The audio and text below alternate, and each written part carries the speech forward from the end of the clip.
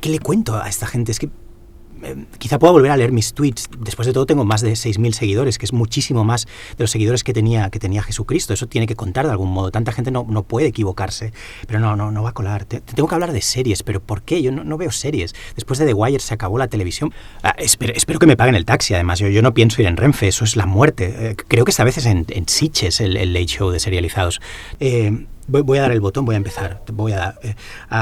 Vivimos en una sociedad anal retentiva compuesta por miserables que no dan nada, pero no importa. Hay un montón de series para descargar. Pero las series no... esto no...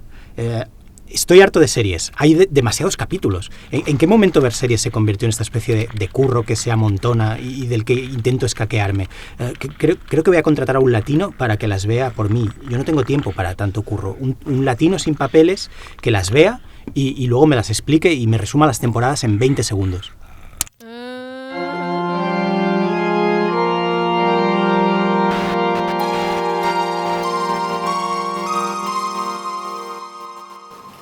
Qué asco.